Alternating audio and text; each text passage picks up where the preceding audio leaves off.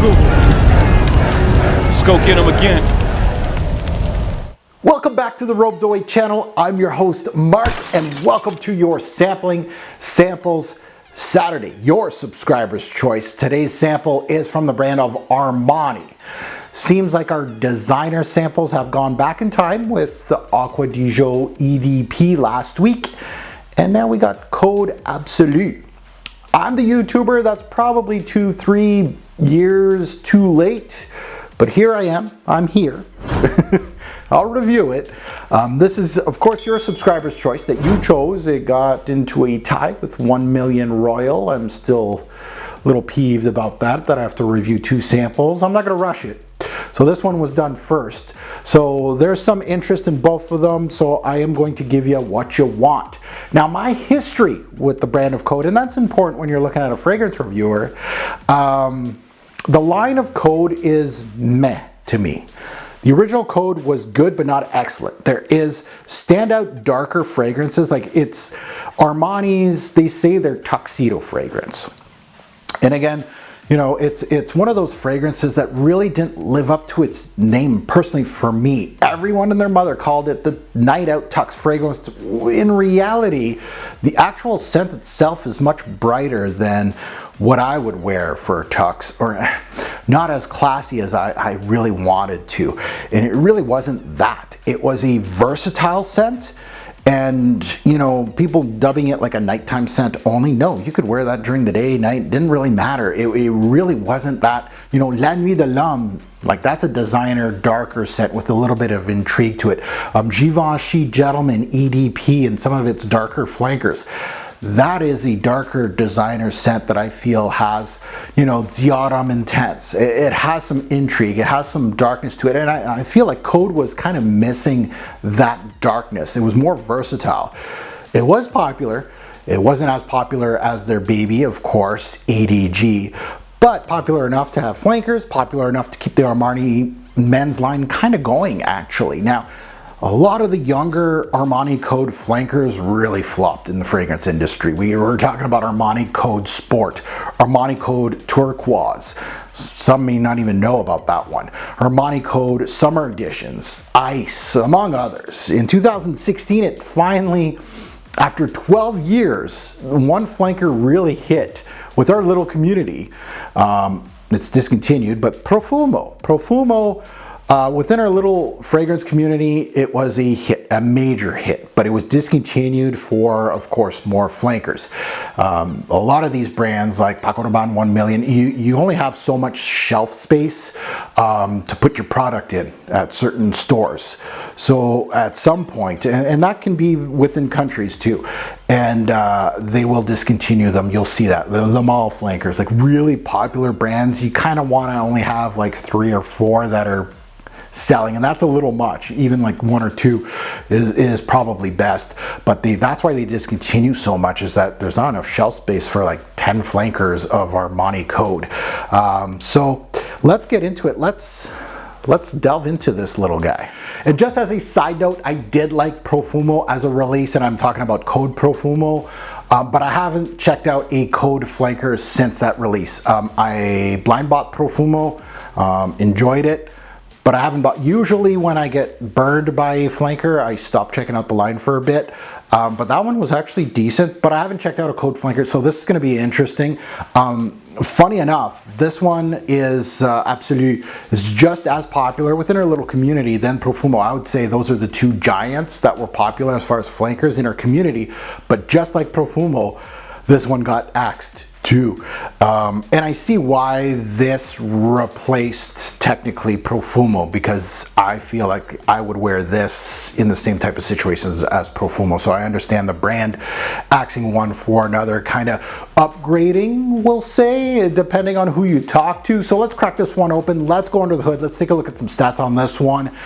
Release date back in 2019, so it didn't have a long shelf life, honestly. And I think the reason why is Armani is kind of rebranding their line and rebottling and doing a whole bunch of things with their lines, Acqua di Gio and Armani Code, as the EDT got re-released and the EDP got released. So Concentrations Parfum, nose, Antoine Maisondieu, established nose, like resume, impeccable, huge resume. You know, I'm talking Burberry, London, Beau de Jour, Tom Ford, the original Armani code, Explorer by Montblanc, among many, many others. It's an established nose, all-star perfumier personally, has done a lot of classics within the designer realm in the men's aisle. Just in the men's aisle, like I'm just looking at his resume on that side. The big notes in this fragrance. Now, this thing is a, how can I say, it's your cookie cutter release from Armani. It is it's heavy on the tonka bean. That is your base. That is your primary note.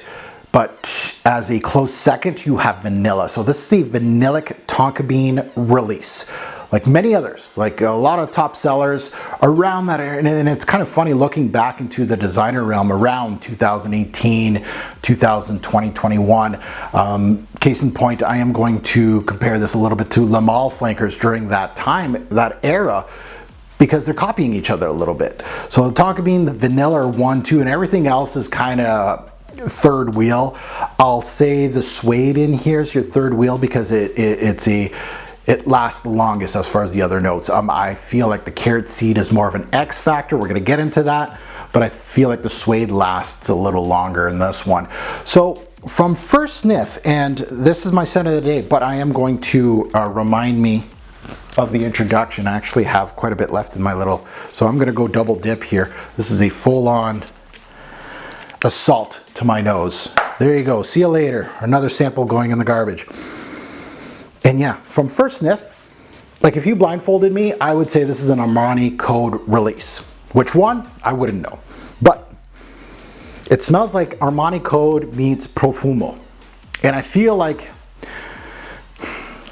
if the original code is boring and the Profumo's too much, this one kind of fits right in the middle of those two. That's where I'm slotting this thing. Like Profumo was almost like an assault to your nose, sweetness assault, and it was kind of scratchy in a bit. You know, it was really rough and tumble as far as sweetness goes. And code was too tame. This is smoother, and that's where this one kind of fits into. Still sweet. I feel like the Richter scale is more towards Profumo than the actual code release. Now, this fragrance is, you guys picked an easy one for me to review. It's not fair to this fragrance. I'm gonna destroy this fragrance review, but it's an easy review for me. There's not much dissecting here to do. You're not asking me to work hard here. It's tonka bean, vanilla bomb. Done. You know, fragrance reviewers, this is all you need to say. Nutmeg, vanilla, tonka bean, suede, end of the review. That's it. That's it. But you know me, I'm gonna dissect it. Those are your two primary notes. So I think it's much more tonka influenced than vanilla, but they're both so huge, it's hard to separate them. And of course, tonka gives vanillic tendencies, so it's kind of hard to really separate them as the volume on both is fairly high on this release. It is a sweet bomb. It is a fall winter bomb, but it doesn't stand out to, you know, the Macy's counter.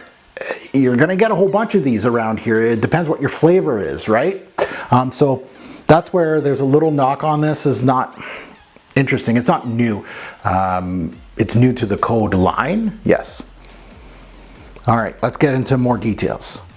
The opening of Code Absolu makes me think of top sellers like 1 Million, Le Male flankers, among others. So it's nothing new to the fragrance game. If you like the new Le Male Elixir, I'm pretty sure this will be in your wheelhouse, or Elixir can replace this. Not the same thing. Elixir is vanillic heavy. This is tonka bean heavy, but same concept, and they're both very much linear as sense. Like what you see is what you get. There's not going to be much movement. Yeah, it's got a little bit of code DNA in this, but that's it. Like Le Male Elixir has the Le Male DNA, a little bit of it, but the big cloud is the same type of cloud. Now it's a sweet bomb right off the bat with the tonka bean front and center and the vanilla backing it. It's not the best tonka in the game. It's very generic. You're going to get the vanillic sweetness. You're going to get a little bit of that powdery aspect, which I think they contained really well here. It's not a powder bomb. They really did well here with that, but there is some powdery aspects here, but you don't get a cherry nuance. You don't get an almond-like aspect here that would actually class up this fragrance a little bit. I'm going to get to that. I'm going to get to that because they did class up Armani Code with a later flanker. We're going to get into that. Now this is paired with a mandarin orange note that is minor, but brings me to the short-lived citruses, the brightness from the original Armani Code, where I went, oh, this is not as dark as I thought it was going to be. That's where this came in. They list apple as a note. I'm not getting that to my nose at all. I'm not getting anything appley here. I'm getting like a citrus fruity kind of thing, but the orange, mandarin orange is more central. But it's a very minor player in here. It just brightens a little bit the fragrance up top. Now, once the mandarin note burns off, which is quite quickly, you start seeing additions of spices, which also are very minor. I get nutmeg and I also get cardamom. Cardamom isn't listed on any social media sites. They're both very minor, but they're there to round off the sweetness. I feel like the note that isn't listed, the cardamom, is heavier than the nutmeg, but I digress. Sometimes I do pick off stuff that maybe not in the note breakdown, but I feel more cardamom. And it's not a heavy green cardamom, it's a sweet cardamom note, but it's there. And correct me if I'm wrong, I think the original Code has cardamom. I might be wrong. But anyway, I digress. Now, the carrot seed in this release is your X factor. Many reviews state tonka bean, nutmeg, vanilla, suede, and call it a day. That's a review. Done. Yeah. You know what? This note right here, you're really missing out on the carrot seed, which is primary in this scent because it really classes this fragrance up and it smooths it out. That carrot seed really does well. It really grounds Absolu.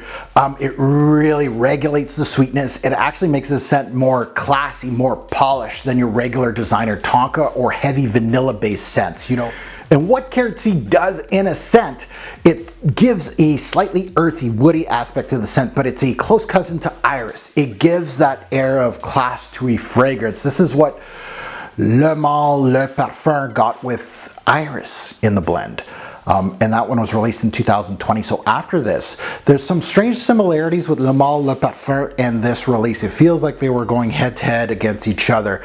And it feels like Jean-Paul Gaultier kind of stole this release, in my opinion, and said, you got carrot seed, we're gonna put iris in ours, and it's gonna be much classier, much better than your carrot seed. Eat that Armani Code, eat it. Interesting that the two are going head to head. Now, that we moved into the mid, the scent opens up and mellows much more because of the carrot seeds introduced. It's fairly linear now, obviously, from top to bottom. It's tonka and vanilla heavy. They're your 1-2 punch since the beginning. That's not going to change in the back end of this release. I sense the vanilla amping up a little bit here and some Gaiac wood. Now, the Gaiac wood is not 3D here. It gives the scent that woodsy backbone it needed, but there's nothing, you know, smoky or really appealing with the Gaiac wood here.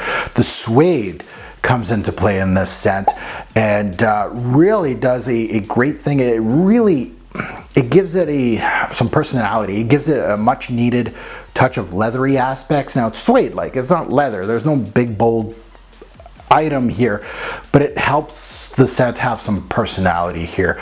It's very light, but it does give it, you know, beyond being sweet, creamy, and powdery from tonka and vanilla, you kind of need something to draw you in a little bit more, give it a little bit of darkness, a little bit of I don't know, mystery, something that your nose goes, oh, look at this is a little different, and it really brings people in. The suede is that. It's very light, but it does an excellent job in this back end. Armani does list rum as a note in this note breakdown. I get absolutely no rum from the scent. Nothing's boozy in here. I know rum doesn't, you know, it can give you some spicy aspects, or it can warm up a scent. The warmth comes from other notes, at least to my nose. I feel like it would be a nice addition to this fragrance, actually, if you had a boozy rum note running through it, especially in the opening. That would be interesting, but alas, no. I'm getting none of that. Overall, this release is a much sweeter, denser, warmer Armani Code. I feel it has more roundness than the Profumo release. It's not full gourmand like let's say a Stronger With You DNA. Those things are really gourmand, very sweet, almost too much, but it's almost there. At the end of the day, I understand why Profumo got discontinued for this one. There's not room on the shelf for these two, depending on who you are. Maybe you're saying, well, on my shelf, there's room for both of them. Yeah, but not on the sales floor. I could see the roster. They had to do some things, change things. And I feel like this release compared to, and I don't want this to be a comparison video, but I'm doing a pretty good job of making it one.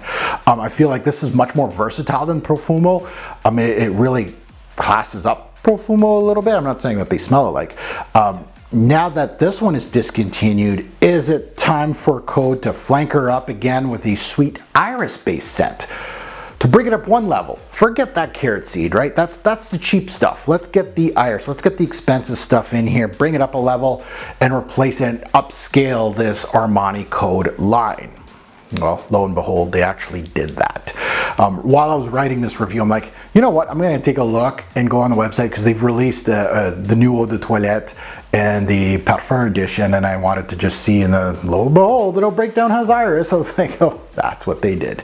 So let's get into Seasons, Day, Night, Versatility, and Performance. Seasons, this is a fall and winter fragrance. I could see you extending a little bit in the spring here, rainy days or overcast, things like that. Day or night, I feel like this is more of a nighttime scent, even though it's not one of the best in the game, it's there. Versatility, I see this as you can wear this in the club, you know, going out, going on dates, casual, not tuxedo, no, it's not there yet. Maybe this iris-based one could be there, but I feel like Code has never hit that tuxedo that they always wanted to hit.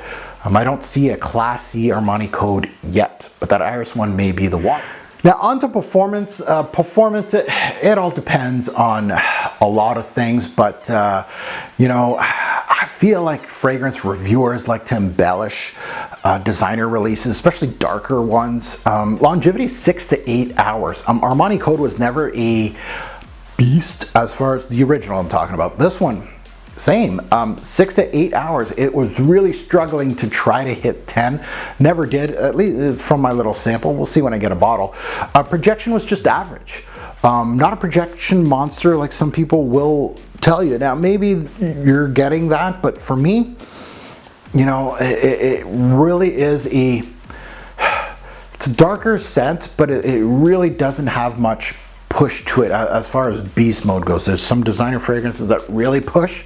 I don't feel like this is one of those. It's good though. It's not a sloppy, you know, 2 to 4 hour thing that goes off. No, but average, and longevity 6 to 8 hours. So my final thoughts are: is this pretty much replaced what Profumo, Code Profumo was for the line, and didn't do much more for me. I think it was a little classier than Profumo, while still remaining playful for the audience that did buy Profumo and got sad, and now they bought this, and now they're sad again. Then they found Elixir. They found their sweet, they'll find their sweet one somewhere else. But either way, that's my thought process on this one. The sweetness and the suede melange in the back end reminds me of many designer releases. I think that's where 1 Million started that fad of like a suede-like leather with tons of sweetness. I'm not saying that this is on that level, but it seems like they've just changed the dices a little bit on the table a little bit.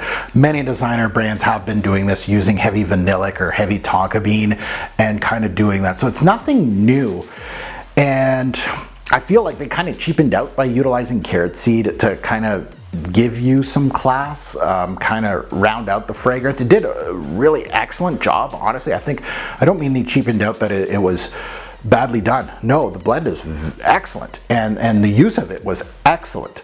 But I feel like Le Male just one-stepped it and went, well, we're going to use Iris, and ours is much better, much more buttery, much better. And I see, of course, they did it with the 2022 release here, the Parfum edition, so that contains Iris. So I am actually going to hunt down and try to get a little sample of that one, or just blind buy the bottle maybe, since I'm collecting codes now. We'll see. But yeah, at the end of the day, it's a release that is good, not great. It is just taking what's going on now in that area. You know, the 2017 to 2023, it feels like it was the heavy Tonka vanillic, and it's still going now. Case in point, that new elixir from Le Male, vanillic heavy fragrance, very linear. And that's where I'm going to score this one. If I had to give it a score currently out of 10, it's not going to get a bad score. I feel like this is ultimately a wearable scent, a versatile scent, a well-composed scent, unfortunately discontinued. We'll see if they one-upped it with the Iris in the new release. Yeah, a 7 bottles out of 10 kind of score, like right, you know, for me, and I know maybe some of you are new, but I feel like an 8 is bottle worthy for me in regards to my scores. You know, that's the cusp of it. Like anything below that is kind of, maybe kind of, you know, if I have a collection, I'll get it. But other than that, a 7 is just right at the cusp of it. It's a good release, but it's okay. It's nothing new. And that's where that is. It's a 7 out of 10 for me. Now that you heard my take, I'd love to see yours in the comments below.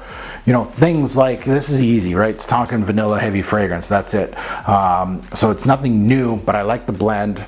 There's some good and some bad with this release, so I can't wait to see what the comments below are gonna say, especially the ones that voted for this. Like, you know, did you like what I said? Is yours different, your experience? I'd love to see that. And as always, a great report fragrance will make a lasting impression. Choose your Armani code Flanker wisely. Thanks for watching, YouTube. Have a good one.